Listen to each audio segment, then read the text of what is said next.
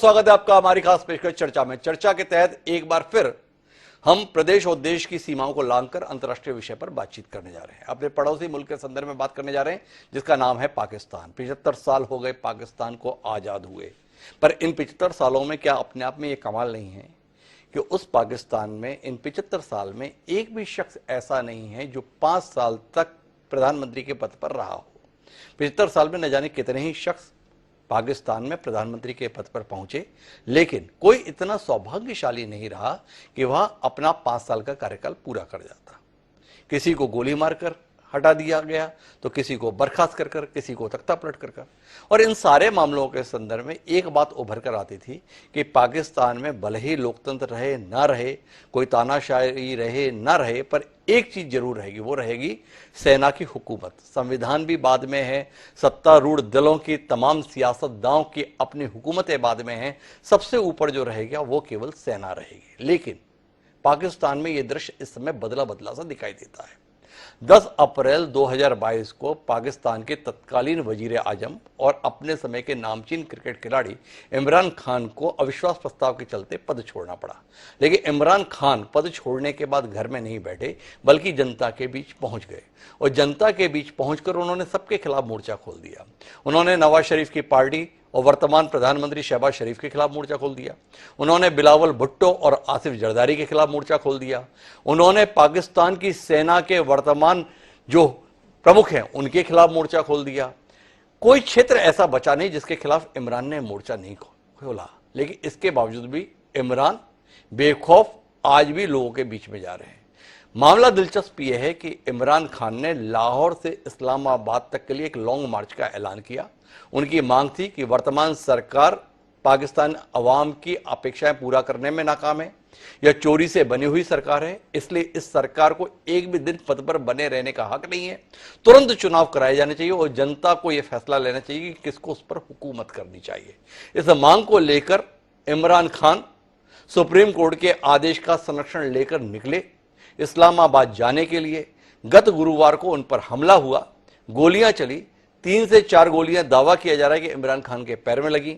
उनका ऑपरेशन हुआ, हड्डी को बड़ा नुकसान हुआ। इस समय वह अपना इलाज करा रहे हैं, स्वास्थ्य लाभ ले रहे हैं। और इन सब के बीच में इमरान खान खुलकर बोल रहे हैं, सेना के खिलाफ बोल रहे हैं, वर्तमान प्रधानमंत्री के खिलाफ बोल रहे हैं, गृह मंत्री के खिलाफ बोल रहे हैं, एक मेजर जनरल हैं उनके खिलाफ बोल रहे हैं। और इतना बोलते हुए साथ में ऐलान कर रहे हैं कि कल से लॉन्ग मार्च फिर से शुरू होगा और 15 दिन बाद मैं इस लॉन्ग मार्च में फिर से शामिल होऊंगा।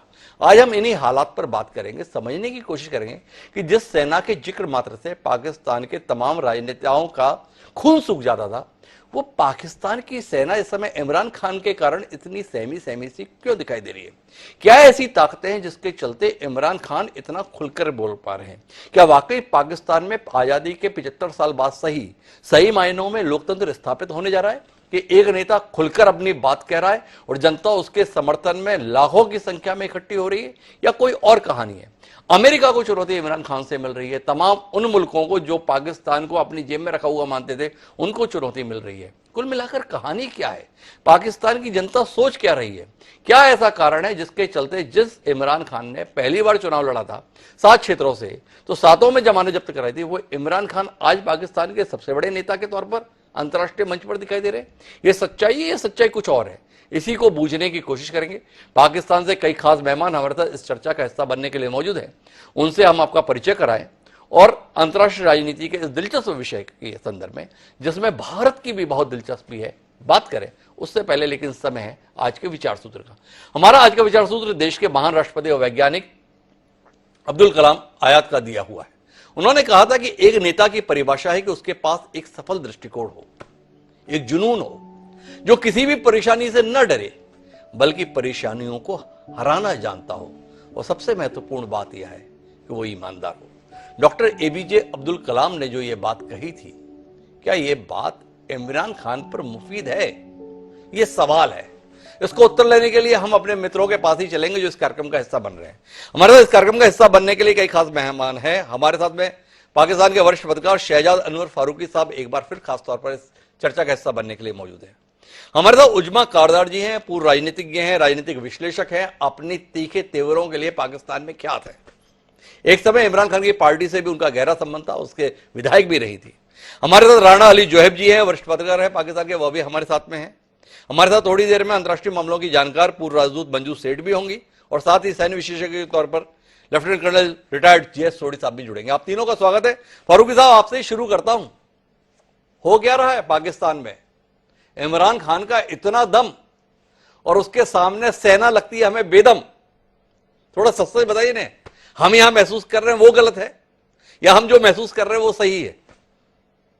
जी, बिस्मिल्लाहिर्रहमानिर्रहीम। और गुजारिश ये है कि मेरे नज़दीक पॉलिटिक्स जो है वो हकीकत से ज़्यादा परसेप्शन का खेल है। जिस किस्म का तासुर होता है वो ज़्यादा मैटर कर रहा होता है, रियलिटी इतना मैटर नहीं करती। और जो मामला परसेप्शन का है, तो परसेप्शन के हवाले से मैं ये अर्ज़ करूं कि पाकिस्तान में इस वक्त इमरान खान का एक परसेप्शन है जो उनको आगे बढ़ने में मदद कर रहा है। ये जो अभी आपने अबुल कलाम आज़ाद साहब का आपने हवाला दिया, तो उसमें ये ठीक है कि उनके बारे में ये एक ठीक या गलत एक तासुर बना हुआ है कि वो एक ईमानदार आदमी है। उसकी बुनियादी वजह ये है कि पाकिस्तान की पॉलिटिक्स में जितने भी लोग मुख्तलिफ इलाकों से और तबका फ़िक्र से आए, उनका कोई ना कोई कारोबार या उनका कोई ना कोई ऐसा मुफाद वाबस्ता रहा है सियासत से जो अमूमी तौर पर तरक्की याफ्ता ममालिक में नहीं हुआ करता। यहाँ पे कारोबारी लोग ज़्यादा इत्तेफाक से आगे आए और उनको मौका मिला कि वो सियासत के ज़रिए पाकिस्तान के निज़ाम हुकूमत को चलाएं। ऐसे में ठीक या गलत उनके ऊपर इल्ज़ामात भी लगे, सिस्टम से फ़ायदा ज़ाहिर है यहाँ पे उठाने की एक रीति है बरसगीर पाक हिंद में, बांग्लादेश में। ये हम चूँकि बुनियादी तौर पर जिस खित्ते से ताल्लुक़ रखते हैं, तो यहाँ पे ये मामलात इसी तरह से चलाए जाते हैं। चूंकि पिछले आप समझिए कि ज़ियाउल हक के मार्शल्ला के बाद से जो लोग इक़्तिदार में रहे, खा वो नवाज शरीफ हों या उनकी मुखालिफ बेनज़ीर भुट्टो साहिबा हों, तो उनके हवाले से वक्त गुजरने के साथ साथ एक तासर पैदा किया गया या ये तासुर बन गया कि वो लोग करप्ट हैं, उन्होंने बहुत माल बनाया है इस हवाले से। और एक 35-40 साल का एक मुतवातर एक टाइम ऐसा गुजरा कि जिसमें बारी बारी ये दोनों खानदान जो हैं वो इक़्तिदार पर विराजमान रहे।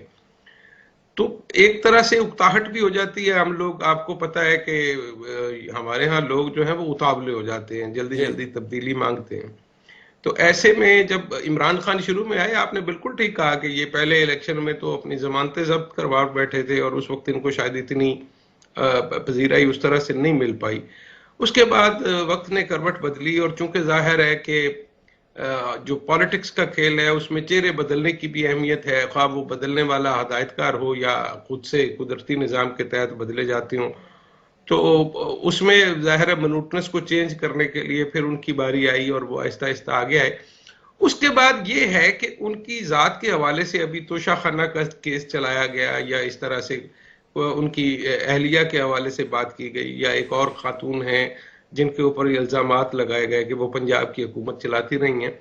ये इल्ज़ामात अनफॉर्चुनेटली और फॉर्चुनेटली उस तरह से आवाम में पजीराई हासिल नहीं कर पाए। लोग इस पे यकीन नहीं रखते, और जब तक लोग यकीन नहीं रखेंगे इससे कोई फर्क नहीं पड़ता कि वो कितने करप्ट हैं या वो कितने ईमानदार हैं। ये परसेप्शन जो है उसके पीछे एक और कुव्वत भी है, जो आप ये कह रहे हैं कि इमरान खान यहाँ तक चले गए हैं तो वो कैसे गए हैं। तो ये जो 74-75 साल की आपने हिस्ट्री बताई, तो लोगों के अंदर एक फ्रस्ट्रेशन है, एक गुस्सा है कि उनकी शायद वो महसूस करते हैं कि सिस्टम में उस तरह से सीख कभी भी नहीं रही। वो चाहते हैं कि उनकी आवाज़ सुनी जाए, उनका हिस्सा हो इस इक़्तिदार में और वो अपने फैसले खुद कर पाए। वो कि हमारे यहाँ डेमोक्रेसी है और इसमें कुछ ना कुछ इख्तियार बहरहाल जमहूरी रहनुमाओं और मुंतखब नुमाइंदों को रहा है। लेकिन मुझे लगता है कि जिस तरह से वक्त तब्दील हो रहा है, अब कोई भी आदमी अपने पुराने हिस्से पर उस तरह से इक्तफा नहीं कर पा रहा। हर आदमी अपना हिस्सा चाहता है, वो चाहता है कि उसका हिस्सा बड़े से बड़े सिस्टम में। ठीक है फारूक साहब, लेकिन मेरे दो स्पेसिफिक सवाल हैं आपसे। एक तो मैं सेना को लेकर जितना खुलकर इमरान खान बोल रहे हैं, ऐसा पहले देखने में नहीं आया। तमाम नेता सेना के संदर्भ में बोलने से बचते थे, अपने प्रतिद्वंदियों के खिलाफ बोलते थे, पर इमरान खान है जो खुलकर सेना के खिलाफ बोल रहे हैं और बहुत खराब बोल रहे हैं, और सेना बर्दाश्त कर रही है। आईएसआई बाकायदा उनके कहे अनुसार पे प्रेस कॉन्फ्रेंस तक करके जवाब दे रही है। इस बदलाव पर क्या कोई टिप्पणी आप करना चाहेंगे? एक सवाल तो मैं आपसे ये जानना चाहता हूं। दूसरा, आपके यहां एक और नेता है, नाम है उनका मौलाना फजल। उन्होंने कहा है कि इमरान पे कोई हमला ही नहीं हुआ, इमरान कोई घायल ही नहीं हुआ, इसने तो एक्टिंग में सलमान और शाहरुख को भी पीछे छोड़ दिया है। तो इस पर भी थोड़ा आपकी नजर इनायत हो, थोड़ा हमें रोशनी दें। इमरान खान को हम अभिनेता के तौर पर देखें या राजनेता के तौर पर, थोड़ा समझना चाहते हैं हम। तो फारूकी साहब थोड़ा आप समझाएं, फिर जाके हम उजमा कारदार जी के पास रुक करें।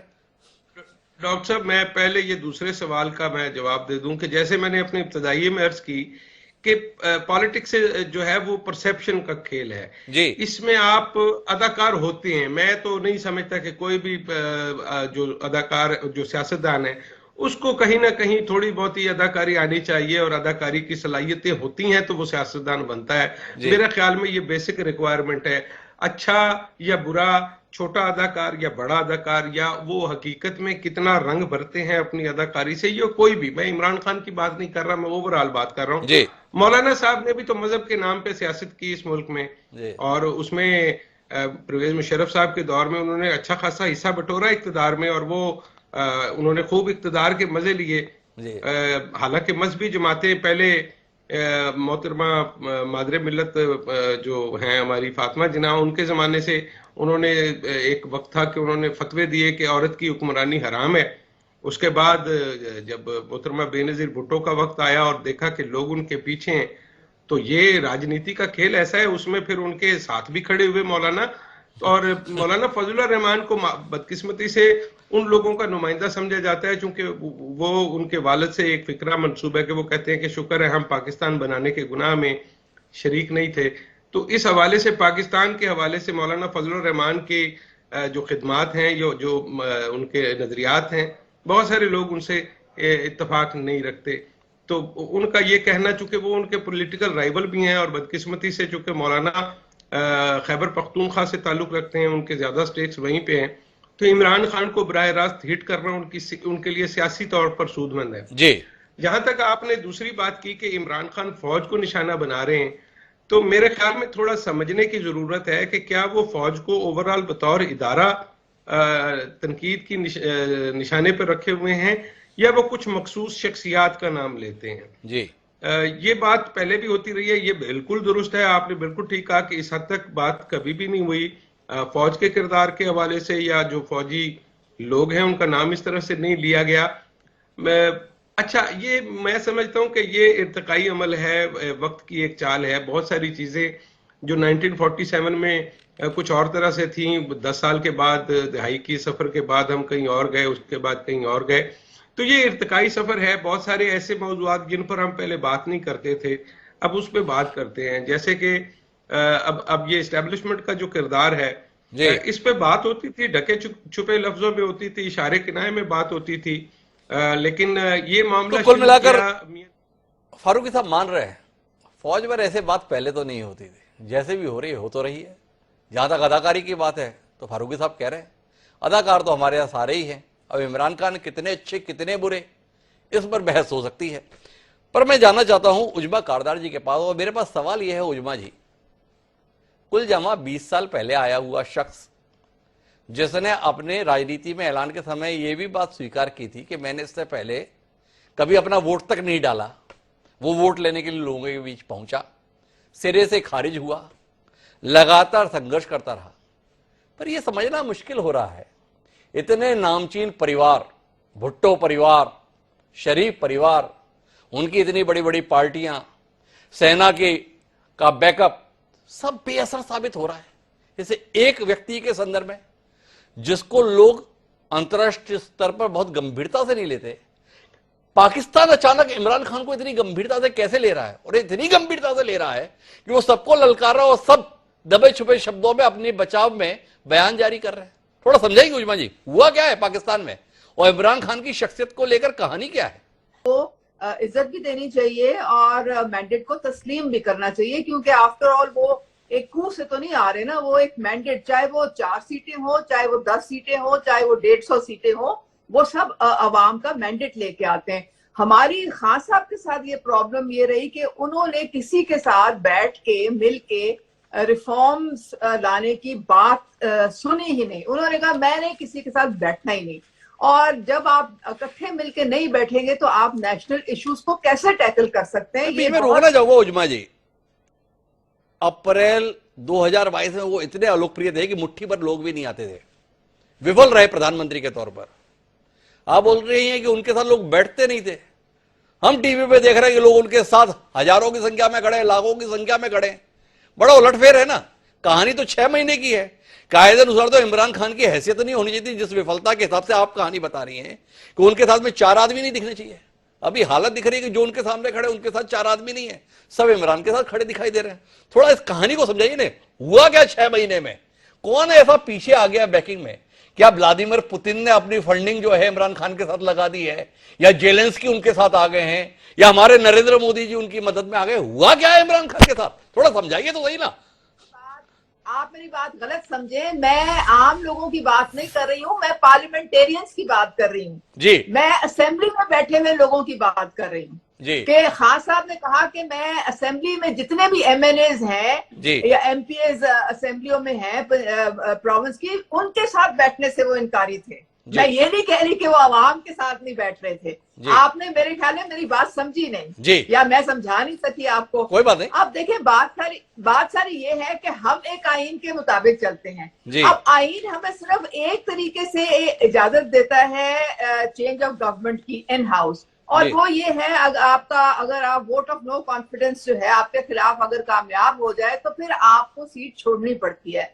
अब खान साहब जो है वो, उनको पता नहीं क्यों इतनी फ्रस्ट्रेशन हो गई है। अगर वो मेजोरिटी नहीं रही उनके पास और उनके पास कुछ वो सीटों से हार गए, तो उनको चाहिए ग्रेसफुली जाके तो आप ऑपोजिशन बेंचेस में बैठ जाएं, कोई बात नहीं, जो अपना डिमांड्स दें, अपना प्रेशर बिल्डअप करें, जो भी करना है करें। फिर अगले साल तो इलेक्शन होने ही है। और मैं आपको बताती चलूं कि पिछले 10 साल से जमहूरी हुकूमतें अपने पूरे 5-5 साल के टेन्योर्स पूरे कर रही हैं। ऐसी कोई बात नहीं है, चाहे उनके प्रधानमंत्री चेंज भी हुए, लेकिन पार्टी जो है वो ही रही है। मैं बीच में रोकने के लिए माफी चाहूंगा। हमारे यहाँ एक बड़े प्रतिष्ठित राजनीतिज्ञ हुए, बहुत सम्मान है उनका, भारतीय राजनीति में रहा, अब इस दुनिया में नहीं। उनका नाम है डॉक्टर राम मनोहर लोहिया। उन्होंने एक कमाल की बात कही थी, फारूकी साहब आपके सुनने के लिए भी है। उन्होंने ये कहा था कि जिंदा कौमें 5 साल तक इंतजार नहीं करती हैं। क्या पाकिस्तान ने डॉक्टर राम मनोहर लोहिया की बात सुन ली है? देखिए, ये इन हाउस चेंज था। ये आपका जो अंदर जो सारे आपके पार्लियामेंटेरियंस थे, ये कॉन्स्टिट्यूशन जो है उनको राइट देता है। अगर खान साहब देखे ना, पहले भी एक दफा वोट ऑफ नो कॉन्फिडेंस आया था, वो उसको डिफीट कर दिया और वो रहे प्रधानमंत्री। लेकिन इस दफा वो नहीं कर सके, तो इसलिए उनको फिर जाहिर है उनको फिर तो उजमा कारदार जी तो इस विचार के साथ में है कि भाई, जो पार्लियामेंट में बहुमत के आधार पर सत्ता का निर्माण होता है, वहां इमरान खान के पास समर्थन नहीं है, तो इमरान खान को एक शरीफ आदमी की तरह इंतजार करना चाहिए, विपक्ष में बैठना चाहिए, 5 साल पूरे होने दीजिए, फिर चुनाव में जाइए, जनता का साथ लीजिए। ये बेचैनी क्या है? ये हालात ऐसे क्यों बना रहे हैं? अब इसका उत्तर किससे मिले?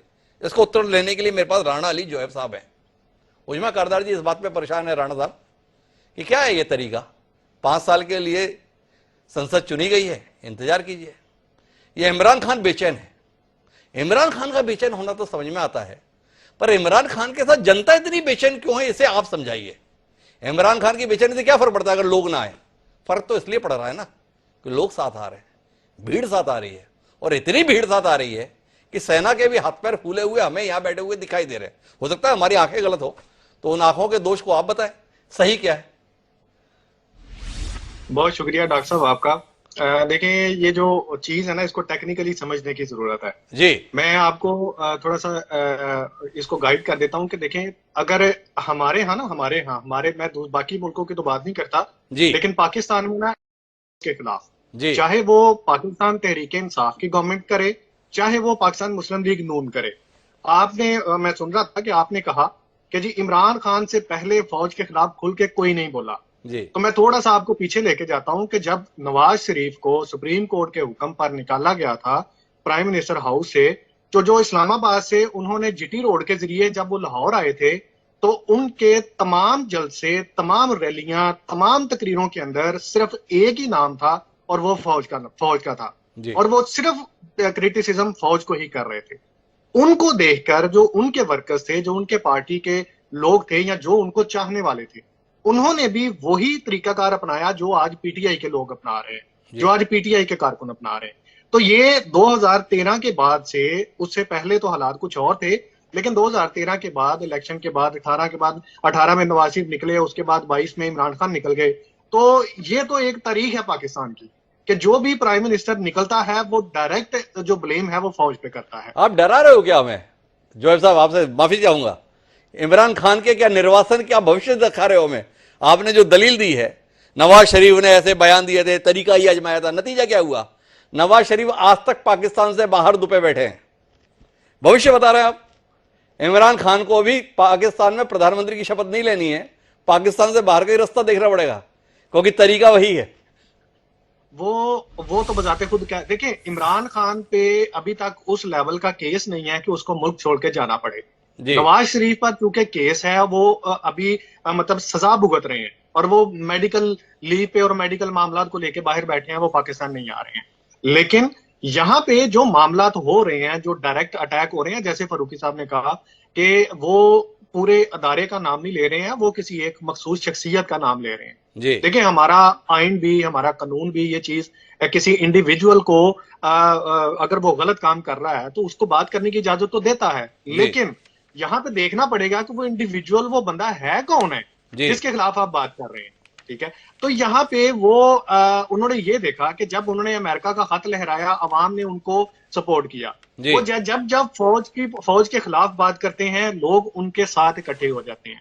तो इसलिए उनको ये लगता है, इमरान खान साहब को ये लगता है कि वो अगर इस बयानिए को जितना ऊपर लेके जाएंगे, जितना उसको अवाम में गर्म रखेंगे, जितना ये इसको आप कह लें कि इसको रनिंग में रखेंगे, उनको फायदा होगा आने वाले इलेक्शन में। तो लिहाजा ये तो हमारी भी समझ से बाहर है कि वो इस तरह फौज के खिलाफ अपने ऊपर अटैक को भी वो उसके साथ ही अटैच कर रहे हैं कि जी ये फौज ने करवाया। वो आज तक उसकी एफआईआर का मामला जो है वो भी नहीं सुधर रहा। आज सुप्रीम कोर्ट में चीफ जस्टिस ने ऐलान किया, ऑर्डर किया है कि भाई आप अगले 24 घंटे में इसकी जो एफआईआर है वो दर्ज करें। अब लेकिन वो बस जिद है कि एफआईआर के अंदर जो वो नाम देना चाह रहे हैं वो दे नहीं सकते हैं, वो कर नहीं सकते हैं। तो ये तो मतलब कि वो एक उनको एक नया बयानिया मिल गया है, एक नया उनको टॉपिक मिल गया है अपने इस बात को कामयाब बनाने के लिए लोगों को। एक बात बताइए राणा वाले साहब, आपको नहीं लगता कि इमरान खुद जरूरत से ज्यादा ही लोगों को दुश्मन बनाए हुए हैं?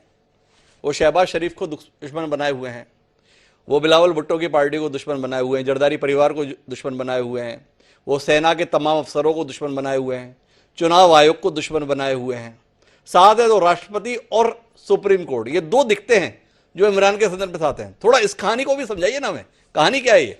लोगों ने इस तरीके से देश में अपने आप को बांट लिया है क्या है, हम इमरान के साथ या हम इमरान के खिलाफ? सुप्रीम कोर्ट मामला जाता है, ऐसा महसूस होता है इमरान के लिए ही फैसला आएगा। चुनाव आयोग जाएगा, पहले से ही लगता है इमरान के खिलाफ फैसला आएगा। क्या कहते हैं डॉक्टर साहब? ये आपने बड़ी अच्छी बात की है कि जैसे उज़मा साहिबा ने बात की है ना कि जब इमरान खान साहब का मामला इस तरह का है कि वो सीट से जब उतरते हैं ना वो अकले कुल हैं। उन्होंने बड़ी अच्छी बात की है कि जब वो गवर्नमेंट में थे ना 3.5 साल, तो अपोजिशन, यही पार्टीज जिनको आज वो अपना दुश्मन बनाए बैठे हैं, यही पार्टीज उनको चीख चीख के कह रही थी कि भाई आप हमारे साथ बैठे, हम आपके साथ बैठने को तैयार हैं, हम आपके साथ बात करने को तैयार हैं, हम रिफॉर्म्स पे आपके साथ हैं, हम बिल्स पे आपके साथ हैं, सब कुछ है, लेकिन हमें बैठाइए तो सही, अपने साथ टेबल पे बैठे तो सही। तो इमरान खान का एक ही बात थी कि जी हमने आपके साथ, मैंने अपोजिशन के साथ बैठना ही नहीं है, मैंने उनसे बात ही नहीं करनी। इस सोच को लेके आज भी, मतलब कि गवर्नमेंट से बाहर निकल के भी वो उसी सोच को लेके आगे बैठे हैं और इसी सोच को आगे लेके जा रहे हैं कि जी मैं वो एक शख्स होता है ना जो वो कहता है जी मैं अकले कुल हूं, मेरे पास सारे जहान की अकल है, मैं ही सब कुछ हूं, अगर मैं नहीं तो कुछ भी नहीं है। शायद उनको लगता है कि पाकिस्तान में सिर्फ एक ही लीडर बच गया है, एक ही सियासतदान बच गया है और एक ही बंदा ऐसा है। अच्छा राणा साहब, ये आपने बताया कि इमरान को ऐसा लगता है, अब थोड़ा इतना और बता दें, फिर मैं जयेश सोढ़ी साहब के पास जाना चाहता हूं कि इमरान को तो ऐसा लगता है मैं ही अकलमंद हूं, मैं ही एकमात्र नेता हूं। ये पाकिस्तान की आवाम को भी यही लग रहा है क्या, भैया यही अकलमंद है, यही एक नेता है? थोड़ा इसमें और रोशनी दे दीजिए। इसका भी मैं आपको ना टेक्निकली जवाब ये देता हूं कि जब इमरान खान को निकाला गया था ना अप्रैल 2022 में, तो उस वक्त आपने देखा होगा कि लोग, जैसे उज़मा साहिबा ने कहा कि इनके खिलाफ थे, मेरे जैसा शख्स भी इनके खिलाफ इस वजह से था क्योंकि महंगाई मुल्क में बहुत ज्यादा हो चुकी थी। जी इतनी ज्यादा महंगाई हो चुकी थी और समझा यह जाता था कि इमरान खान इसको कंट्रोल करने में नाकाम है। जी लेकिन आज जब ये शहबाज गवर्नमेंट आई तो जो महंगाई है वो इमरान खान के दौर से डबल हो गई। जी मतलब कि 6 माह के अंदर जो पेट्रोल 150 रुपए लीटर था आज 225 रुपए लीटर, 30 रुपए लीटर पे खड़ा है। तो इसलिए लोग आज इस महंगाई से तपे हुए लोग जो हैं वो भी कुछ इमरान खान के पास साथ लग गए हैं। उनको ये लगता है कि चूंकि जब ये गया था तो उस वक्त हालात बेहतर थे और अब चूंकि ये हुकूमत से बाहर है तो जो लोग बैठे हैं वो इसको कंट्रोल नहीं कर पा रहे। तो जो पाकिस्तान की इस वक्त इकोनॉमिक सिचुएशन है ना, जो हालात हैं इस वक्त, वो भी कहीं ना कहीं पे जिम्मेदार हैं लोगों को इमरान खान के साथ जोड़ने में। आज ये जो गवर्नमेंट बैठी हुई है, शहबाज शरीफ गवर्नमेंट है, आज ये लोगों को रिलीफ देना शुरू कर दें तो मैं अगले 3 माह में दावे से कह सकता हूं कि ये जो लोग जिनका आप जिक्र कर रहे हैं ये इमरान खान के साथ नहीं नजर आएंगे आपको। बड़ी महत्वपूर्ण टिप्पणी कर रहे हैं राणा ओली जोहब साहब। बोले असल दुश्मन जो बना है वर्तमान सरकार का वो महंगाई बनी हुई है। मुझे जाना तो था सोढ़ी साहब के पास, लेकिन एक टिप्पणी मैं फारूकी साहब से लेना चाहता हूं। वो फारूकी साहब आपसे जानना चाहता हूं, अमेरिका के खिलाफ इमरान खान इतना बोलते हैं, अमेरिका को दिखाई नहीं दे रहा कि अगर इस समय पे पाकिस्तान की मदद नहीं की, शहबाज सरकार की मदद नहीं की, तो उनके खिलाफ मोर्चा खोलने वाला, उनके संदर्भ में इतना आक्रामक रखने वाला शख्स पाकिस्तान की जनता का हीरो बनकर पहुंच जाएगा वापस उनके खिलाफ। या अमेरिका कुछ कर नहीं रहा क्या? बीच में तो सुना था कि डॉलर वॉलर आ रहे हैं, क्या है कहानी? डॉक्टर साहब, बात यह है कि हम जिस खित्ते जमीन पे रहते हैं जी वहां पे मेरी आवाज आ रही है आपको? जी जी बिल्कुल। अच्छा, इस खित्ते जमीन पर हमें कॉन्स्पिरेसी थ्योरीज बड़ी पसंद है। हम वो सुनाना और उन पे यकीन करना हमें बड़ा पसंद है। हम तखयलात की दुनिया में रहते हैं। जी और ये जो आपसे ज्यादा बेहतर कौन जानता होगा कि हॉलीवुड या बॉलीवुड की फिल्में ज्यादा इसीलिए देखी जाती हैं कि वो हमें उन दुनिया में ले जाती हैं जो एक्चुअली कहीं एग्जिस्ट नहीं करती। जी अब मसला ये है कि ये एक फैशन की बात है कि हम अमेरिका के खिलाफ बात करें, लोग बिला वजह खड़े हो जाएंगे। हम फैशन सफल हो जाते हैं तो ये पाकिस्तान के सबसे बड़े नेता कहलाएंगे, और अगर ये विफल हो जाते हैं तो इनका हाल इससे भी बुरा होगा। मैं आपको बताना चाहता हूं डॉक्टर साहब कि पाकिस्तान में चाहे नमक बने चाहे स्टील बने, हर चीज में पाकिस्तानी सेना का हाथ है। वो अपने फाउंडेशंस के थ्रू वो पाकिस्तान के सबसे बड़े कॉर्पोरेट हाउस हैं। पाकिस्तान के आर्मी चीफ तो है ही हैं, वो कॉर्पोरेट पाकिस्तान के सीईओ भी हैं। उनका इतना पावर है कि कोई भी बड़ा नेता पाकिस्तान आता है वो हमेशा पहले पाकिस्तानी आर्मी चीफ से मिलता है। तो इस चीजों को अगर हम मद्देनजर रखें और इमरान खान की ललकार को देखें पाकिस्तानी सेना की तरफ के विरुद्ध, तो ये बहुत बड़ी चीज है। और आने वाला वक्त बताएगा कि क्या इमरान खान जो एक अच्छे इंटरनेशनल क्रिकेटर थे, अपनी यॉर्कर बॉल्स के लिए मशहूर थे, क्या वो पॉलिटिक्स में भी ऐसे यॉर्कर बॉल से जीत पाएंगे या फिर उनका जो हाल है वो इससे भी बुरा होगा? तो काफी महत्वपूर्ण बात कह रहा है। लेकिन आपने जो बात कही थी किताब के हवाले से, अल्लाह, अमेरिका और आर्मी, दो को तो चुनौती दे रहे हैं इमरान खान, एक आर्मी को एक अमेरिका को। पर जो जीवन उन्होंने जिया पूर्व में इमरान खान ने, उसमें कई लोगों को रहा कि उन्होंने अल्लाह को भी चुनौती दी। इन तीन चुनौतियों के बावजूद भी वो शख्स पाकिस्तान में बना हुआ है। किताब जिसका उल्लेख आप कर रहे हैं वो किताब फेल होती दिखाई नहीं दे रही आपको सोढ़ी साहब? बिल्कुल डॉक्टर साहब, आपने सही कहा कि ये जो हालात हो रहे हैं ये उस किताब के बिल्कुल विपरीत हो रहे हैं। लेकिन जैसे मैंने कहा, ये आने वाला वक्त बताएगा कि क्या ये किताब जो लिखी गई थी और जो पाकिस्तान के हालात हैं इनमें क्या कोई रिजेंबलेंस थी या बिल्कुल ये चीजें विपरीत थी। इमरान खान के लिए ये जो मुहिम चलाई ये सबसे बड़ी मुहिम है। और आज अगर पाकिस्तानी अवाम इमरान खान को सपोर्ट कर रही है, उसका मेन रीजन ये है कि वो शरीफ खानदान और भुट्टो खानदान की करप्शन से दुखी हो चुके थे, जिसकी वजह से उन्होंने इमरान खान को 2018 में एक मौका दिया। इसमें कोई शक नहीं है डॉक्टर साहब कि आज की तारीख में अगर कोई सबसे लोकप्रिय पॉलिटिकल लीडर है तो वो सिर्फ इमरान खान है। और अपनी इस लोकप्रियता का इमरान खान पूरा राजनीतिक फायदा उठा रहे हैं। इमरान खान पूरा राजनीतिक फायदा उठाने की कोशिश कर रहे हैं। लेकिन मैं वापस फारूकी साहब आपके पास आना चाहता हूं और आपसे समझना ये चाहता हूं, ये पाकिस्तान के हालात के संदर्भ में इमरान खान सत्ता में आने के लिए लॉन्ग मार्च कर रहे हैं या नया सेना प्रमुख उनका कट्टर विरोधी ना बन जाए इसे रोकने की कहानी रच रहे हैं?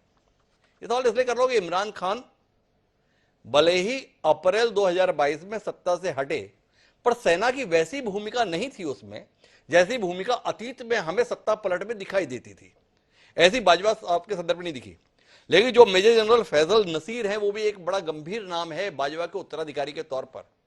क्या इमरान खान सुनिश्चित करना चाहते हैं आगे की लड़ाई के संदर्भ में कि सेना में कोई ऐसा व्यक्ति पदासीन ना हो जाए जिसको इमरान खान का वजूद ही बर्दाश्त ना हो? क्या ऐसी कोई कहानी? अब आपने कई कहानियों की बात की तो हमने इस कहानी पर भी सोचा आपसे बात कर लें। अच्छा डॉक्टर साहब, मैं एक दो चीजें यहाँ पे वजाहत कर दूं। ये जो अमेरिका, अल्लाह और आर्मी वाली थ्योरी है, ये गालबन मुझे जहां तक याद पड़ता है ये शायद क्रिस्टीना लैम ने ये पहली दफा लिखा था, मुझे आई मे बी रॉन्ग। और इमरान खान के जो हैं वो इन कटर और डिपर मशहूर थे, यॉर्कर तो वकार यूनिस और वसीम अकरम के मशहूर थे। अब हम आते हैं आपके सवाल की तरफ। तो वो सवाल के हवाले से गुजारिश ये है कि ये बात तय है कि इस सारे मामले का नवंबर से और आर्मी चीफ के तयन से बड़ा गहरा ताल्लुक है जी। चूंकि मौजूदा हुकूमत जो है वो हर सूरत पे बना रहना चाहती है उस वक्त तक, और वो ये इख्तियार अपने हाथ में लेना चाहती है कि नए आर्मी चीफ का तयन वो करें। इसी तरह से इमरान खान भी पूरी कोशिश कर रहे हैं कि वो इस सारे अमल पर किसी ना किसी तरह से असरअंदाज हो सकें। तो इसका मतलब ये है कि ये जो नए आर्मी चीफ का तयन है या तकर्रुर है उसके हवाले से ये सारी जद्दोजहद है। अनफॉर्चुनेटली पाकिस्तानी सियासत में, जैसे अभी मुझसे पहले भी शुरा ने इस बात पे रोशनी डाली कि पाकिस्तानी सियासत का इस्टेब्लिशमेंट के साथ बड़ा गहरा ताल्लुक रहा है, और जितने लोग भी इक़्तिदार में आते रहे हैं वो इस्टेब्लिशमेंट की आशीर्वाद के नतीजे में ही आते रहे हैं, या कम से कम शुरू में उनको ज़रूर आशीर्वाद हासिल थी, बाद में वो खुद मुख्तार होने की कोशिश करते हैं, खा वो जुल्फ़िकार अली भुट्टो हों या वो मियां नवाज शरीफ हों और अब इमरान खान हों। ये 3-4 मिसालें तो हमारे सामने मौजूद हैं। प्रॉब्लम ये है कि इस्टेब्लिशमेंट की आशीर्वाद के बगैर ये लोग नहीं आ पाए इक़्तिदार में, लेकिन जब एक दफ़ा इक़्तिदार चख लेते हैं तो उसको बरकरार रखने के लिए या कम से कम अपने इख्तियार को बुनियादी तौर पर एंजॉय करने के लिए, चूंकि मुझे लगता ये है कि ये जितने लोग भी हैं इनको ये लगता है कि असल इक़्तिदार, असल सत्ता कहीं और है, उनके हाथ में नहीं है। ये जितने लोग भी इक़्तिदार से अलग हुए इनका गिला शिकवा यही है जी। तो अभी मेरे नजदीक ये सत्ता की ये जंग है कि हर यानी पॉलिटिशियन जो हैं वो अपने हिस्से की लड़ाई लड़ रहे हैं कि उनको इख्तियार में से कितना हिस्सा मिलेगा। इसी तरह से जो बाकी स्टेक होल्डर हैं इस सिस्टम के, वो अपनी अपनी जगह पे अपनी जगह अपना इख्तियार बचाने या बढ़ाने की कोशिश कर रहे हैं, और ये उसी का नतीजा है कि जिसके रिएक्शन में आपको लोग सड़कों पर नजर आ रहे हैं, क्योंकि इस मामले पर लोग भी कुछ कहना चाहते हैं। तो ये लोग तो लोगों के साथ इमरान खान ने अपने आप को कनेक्ट कर लिया है, इसलिए इमरान खान के साथ लोग दिखाई दे रहे हैं। फारूकी साहब का पत्रकारिता क्षेत्र का अनुभव यह बता रहा है, पर मैं इसे थोड़ा और विस्तार देना चाहता हूं। उजमा कारदार जी, आपसे यह समझना चाहता हूं कि एक इलाका है पंजाब, और पंजाब से ताल्लुक रखता है शरीफ परिवार। शहबाज शरीफ देश के प्रधानमंत्री हैं और ताकत इमरान खान के साथ दिखाई दे रही है। ये क्या कहानी है? थोड़ा इस पर भी तो रोशनी दीजिए। क्या हो गया पंजाब को, जो शरीफ परिवार से इतर इमरान खान अपनी सारी ताकत पंजाब से लेकर ही पूरे देश में दिखा रहे? जी मेरे ख्याल में देखें, ये जो आपकी परसेप्शन है ना कि बहुत लोग इमरान खान के साथ निकल रहे हैं, ये सही नहीं है। वो इसलिए क्योंकि अभी भी अगर आप देखें तो इनकी जो अभी जो वाकया हुआ था पीछे, अब इनकी जाहिर है इनकी हुकूमत पंजाब में है। तो मैं उस दिन फंस गई थी सड़क पे, तो मैंने देखा 3 घंटे में फंसी रही सड़क पे कि जी प्रोटेस्ट हो रहा है। जो बाहर निकल के मैंने देखा तो मुट्ठी भर लोग थे और कहीं भी पुलिस का दूर दूर तक नामो निशान नहीं था। इसका मतलब है कि मुझे ये महसूस हुआ कि ये जानबूझ के यहाँ से पुलिस गायब है ताकि ये आराम से मुट्ठी भर लोग जो हैं ये लोगों को रोकें और ये पैगाम जाए कि जी बहुत बड़ा प्रोटेस्ट हो रहा है। तो ऐसी कोई बात नहीं है। और अभी जिस तरह ज़िमनी इंतखाब हुए थे, तो अगर इमरान खान को 5.5 लाख वोट मिले तो इनको दूसरी जो जमात नून थी इनको भी तकरीबन 4.5 लाख वोट मिले थे, और इमरान खान ने अपनी जो 8 सीटें थी उनमें से 2 सीटें खो दी थी। ये उनकी अपनी सीटें थी, और यही हाल पिछली वाली ज़िमनी इलेक्शन का भी था कि इनकी अपनी 20 सीटें थी,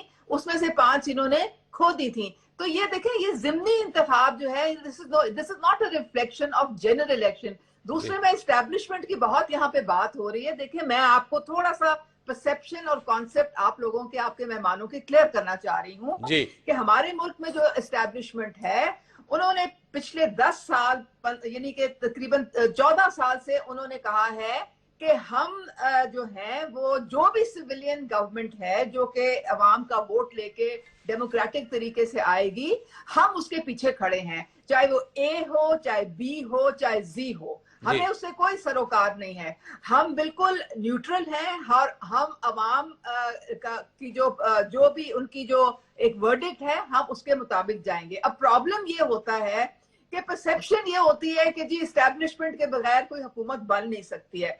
इस्टेब्लिशमेंट को आप ये ना समझे कि वो इमरान खान बुरा भला कहेंगे और लोग उनके साथ खड़े होंगे, हरगिज नहीं है।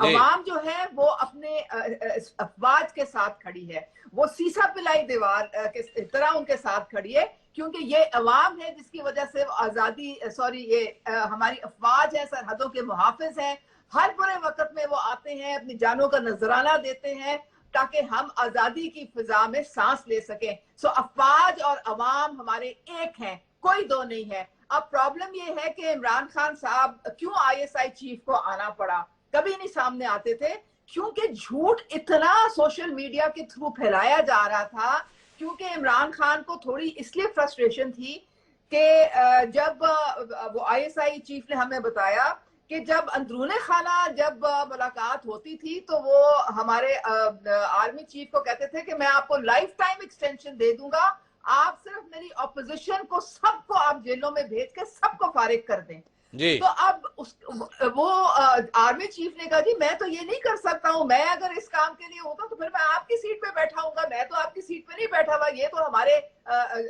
जो जुडिशरी का काम है और आपके ये FIA का, नैब का, इनका काम है, ये मेरा काम नहीं है जी। उसकी वजह से उन्होंने बिल्कुल एपॉलिटिकल कर लिया अपने आप को, और यही चीज इमरान खान को हजम अब नहीं। अच्छा एक बात बताइए उजमा कादर जी, आपका कहना है कि लोग इमरान खान के साथ नहीं है, फालतू का परसेप्शन है, गलत समझ रहे हैं हम लोग, इतनी भीड़ नहीं है, कुछ ही लोग रहते हैं, तंत्र के माध्यम से माहौल बनाया जाता है।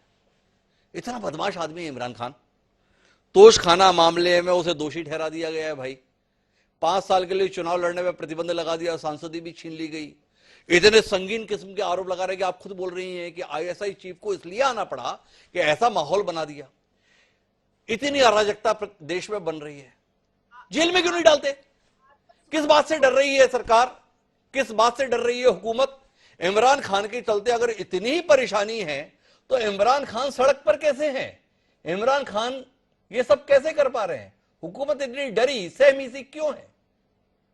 देखिए इमरान खान को मैं आपको बता रही हूँ कि सड़क पे रहने से उनको कुछ हासिल नहीं होना। अगर वो कुछ हासिल करना चाहते हैं, उनको चाहिए पार्लियामेंट पे दोबारा जाएं, ऑपोजिशन बेंचेस पे बैठें, वहां पे अपनी सारी डिमांड्स जो हैं उनको अपना करें और सबके साथ मिलके जो भी उन्होंने फैसला करना है मिलके करें कि जी हमने अगर 4-5 महीने पहले इलेक्शन करानी है तो तब वहां पार्लियामेंट में जाके ये हो सकता है। ये बाहर धौंस और धमकियों से नहीं होगा, कुछ भी कोई फायदा नहीं होना, ये सब बेकार बातें हैं बिल्कुल। उजमा कादर जी ये सब फालतू की बातें, लेकिन उजमा कादर जी ने मेरे सवाल का जवाब नहीं दिया। जब लोग नहीं है और वो इतनी अराजकता फैला रहे हैं तो उनकी जगह है हवालात में क्यों नहीं है? उन्हें वो वापस संसद में क्यों भेजना चाहती हैं? सवाल है, सोचिएगा उजमा कादर जी, अगर आपका मन करे तो उसका जवाब मुझे दीजिएगा। बहरहाल मेरे साथ में पूर्व राजदूत मंजू सेठ जी जुड़ गई हैं। मंजू जी आपका स्वागत है। हमारी काफी विस्तार से बातचीत चल रही थी पाकिस्तान के हालात को लेकर। बतौर विदेश मामलों के जानकार आपसे जानना चाहूंगा कि आपने इतने लंबे समय से पाकिस्तान को देखा है, पाकिस्तान के आज के हालात क्या आपको आशान्वित करते हैं कि 75 साल बाद सही, लेकिन पाकिस्तान अब एक मजबूत लोकतंत्र की दिशा में आगे बढ़ रहा है? ये व्यक्ति जनता के मुद्दों को लेकर सड़क पर है और पाकिस्तान की हुकूमत और पाकिस्तान की सेना ये बर्दाश्त कर रही है उसके खिलाफ आलोचना के इतने मुखर स्वर को। क्या इस दृष्टि से हमें इस चीज को देखना चाहिए? दे रहे हैं, लेकिन थोड़ा सा जो बहुत ज्यादा क्लोज थे वो अब इतना क्लोज नजर नहीं आ रहे हैं। मे बी हमारा परसेप्शन सही है कि गलत है, आई कांट से, बट थोड़ा सा लग रहा है कि जो पाकिस्तान की आर्मी को और उनकी वहां पे जो उनको एड दे रहे थे बहुत ज्यादा, और अब वो रिकग्नाइज कर रहे हैं कि वहां पे टेरर की जो रूट्स हैं उनको हटाना है वहां पे, तो सब कुछ US भी समझ रहा है थोड़ा बहुत, लेकिन साथ ही में वो ये नहीं चाहते हैं कि वहां बिल्कुल अराजकता हो जाए और बिल्कुल वहां पे क्योस हो जाए। इसलिए क्योंकि सपोर्ट है इमरान खान का, तो अगर इनको जेल में डाल दिया गया तो और स्थिति बिगड़ सकती है। ऐसे मुझे लगता है। और आर्मी भी थोड़ी मुश्किल में नजर आ रही है, मुझे लग रहा है। आर्मी अपने आप को जो पहले मजबूत और बिल्कुल क्लियर कमांड में थी, ऐसे लग रहा है कि उनका जो तो मनोज सेठ जी को भी लग रहा है बदला हुआ पाकिस्तान तो है। भले ही उजमा कारदार जी की इस बात पे नाराजगी है, लेकिन मैं आखिरी बातचीत के लिए राणा अली जोहब साहब के पास वापस आता हूं। और राणा साहब, आपसे जानना चाहता हूं, इमरान खान फिर प्रधानमंत्री बनेंगे नहीं बनेंगे ये तो रहस्य के गर्त में है, भविष्य के गर्त में है, पर जनता अब अपना स्वर मुखर होकर पाकिस्तान में बोल सकती है और हुकूमतें उस स्वर को बर्दाश्त करने के लिए तैयार है। इस बदलाव को लेकर कोई टिप्पणी आप करना चाहेंगे? डॉक्टर साहब, ये आपकी बात बड़ी अच्छी है और मैं इसको सेकंड करता हूँ कि ये पहली दफा ऐसा हुआ है कि लोग बाहर निकले हैं और लोग मतलब कि जान भी रहे हैं, लोग इमरान खान को सपोर्ट भी कर रहे हैं और लोग खुलकर जो काम गलत हो रहा है मुल्क के अंदर उसके खिलाफ बोल भी रहे हैं। तो सपोर्ट की आपने बात की, आज मैं मतलब कह रहा हूँ कि आज अगर इलेक्शन होता है लाइक अगले 10 दिन में 15 दिन में, तो ये बिल्कुल फेयर है कि इमरान खान को मेजोरिटी मिलेगी, वो वोट लेने में कामयाब हो जाएंगे। लेकिन उसके बाद सवाल ये पैदा होगा और है सवाल ये बना हुआ है हमारे यहाँ भी और आपके ज़हन में भी होगा कि क्या इमरान खान को इलेक्शन तक या वोट हासिल करने तक रहने दिया जाएगा? क्योंकि इलेक्शन आज हो, 6 माह बाद हो, 23 में हो, एंड में हो, 24 में हो, वोट अब इस वक्त इमरान खान को मिलेगा, पूरे मुल्क में मिलेगा और बहुत ज्यादा मिलेगा, पहले से ज्यादा मिलेगा। जो वो कहते हैं ना कि 1/3 मेजोरिटी जिसको गवर्नमेंट के लिए जो जरूरी होती है वो कामयाब होंगे लेने में।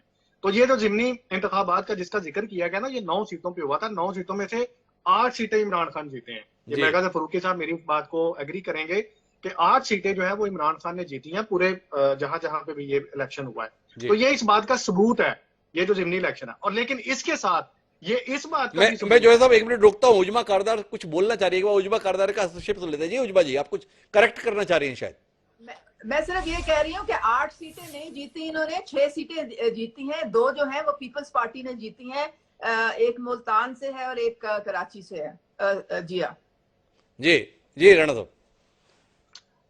अच्छा चलें, इस बहस में हम नहीं आते कि जी 6 जीती हैं 8 जीती हैं, लेकिन टोटल 9 सीटों पे हुआ है। 9 में से अभी ये 5 दिन कबल भी एक सीट का जो एमए का इलेक्शन हुआ, वहां से भी इमरान खान जीत गए हैं। बहरहाल अगर 8 में से 6 भी जीती हैं तो फिर ये भी सोचने वाली बात है कि एक बंदा अकेला कैंडिडेट 6 सीटों में वो जीत गया। कैसे जीत गया? क्योंकि लोगों ने उसको वोट दिए हैं, अवाम उस पर अब उसके साथ मिल गई है। तो इसलिए इसके साथ साथ ये भी इस बात का सबूत है कि अब एस्टैब्लिशमेंट जो हर वक्त हर अपनी प्रेस कॉन्फ्रेंस में ये कहते हैं, फौज ये कहती है कि हम पॉलिटिक्स में इंटरफेयर नहीं कर रहे हैं, हम किसी चीज पर असरअंदाज नहीं हो रहे हैं, ये उस बात का सबूत है।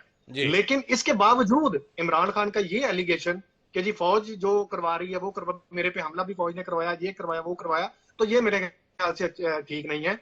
लेकिन जो मुझे नजर आ रहा है, मेरी ऑब्जर्वेशन के मुताबिक, इलेक्शन जब भी हो, आज इलेक्शन हो 6 माह बाद हो, इमरान खान को मेजोरिटी मिलेगी, वोट इमरान खान को पड़ेगा। तो कुल मिलाकर इमरान खान जनता का साथ अपने साथ बनाए रखने में कामयाब रह रहे हैं, ये कुल मिला के बातचीत किया। और उस साथ को अब वह बहुमत की शक्ल देना चाहते हैं, इसलिए चुनाव के संदर्भ में वो इंतजार नहीं करना चाहते। उन्हें लगता है हालात कब बदल जाए। जैसा उजमा कारदार जी हमें बोल रही हैं, 6 महीने पहले इमरान खान के साथ मुट्ठी भर लोग भी नहीं थे, 6 महीने में हालात इतने बदल गए कि मुट्ठी भर लोगों के सामने सब लोग इमरान खान के साथ खड़े दिखाई दे रहे हैं। कहीं 6 महीने फिर हालात ना बदल जाए। इमरान खान को शायद इसकी बेचैनी, इसलिए उन्हें लगता है कि चुनाव अब तुरंत होने चाहिए। लेकिन जो लोग हुकूमत में हैं वो क्या सत्ता ऐसे ही छोड़ देंगे? ये दबाव आगे क्या स्वरूप लेता है जानने में दिलचस्पी है। इमरान का दावा है लोग उन्हें जिंदा नहीं रहने देना चाहते, पर अल्लाह और लोग उनके साथ में हैं। देखें अल्लाह और लोग उनका साथ कहां तक देते हैं। हम लगातार इस पर निगाह बनाए रखेंगे। लेकिन दिलचस्प चर्चा का हिस्सा बनने के लिए आप सभी का बहुत बहुत धन्यवाद। समय है अब आज की प्रासंगिक पंक्तियों का। हमें आज एक नज्म मिली है, वो नज्म आपसे साझा करना चाहते हैं। फैज साहब की क्या कमाल की नज्म है। उन्होंने लिखा, बड़ी मशहूर नज्म है, थोड़ी लंबी है, पर मौका ऐसा है कि इसे पूरा ही आपके साथ साझा करते हैं। उन्होंने कहा कि हम देखेंगे, लाजिम है कि हम भी देखेंगे वो दिन कि जिसका वादा है, जो लौहे अज़ल में लिखा है, जब जुल्म सितम के कोहे गिरा रुई की तरह उड़ जाएंगे। जब जुल्म सितम के रूह गिरा रुई की तरह उड़ जाएंगे, हम महकूमों के पांव तले जब धरती धड़ धड़ धड़केगी और अहले हकम के सर ऊपर जब बिजली कड़कड़ कड़केगी, जब अर्ज खुदा के काबे से, जब अर्ज खुदा के काबे से सब बुत उठवाए जाएंगे, हम अहले सफा मरदूद हरम मसनद पे बिठाए जाएंगे, सब ताज उछाले जाएंगे, सब तख्त गिराए जाएंगे, हम देखेंगे, लाजिम है कि हम भी देखेंगे। फैज अहमद फैज ने क्या कमाल की बात कही थी। देखें पाकिस्तान के संदर्भ में ये नज़्म किस तरीके से फलीभूत होती है। इसी के साथ अब मुझे इजाज़त, कल फिर मिलते हैं नए विषय के साथ, तब तक के लिए साथ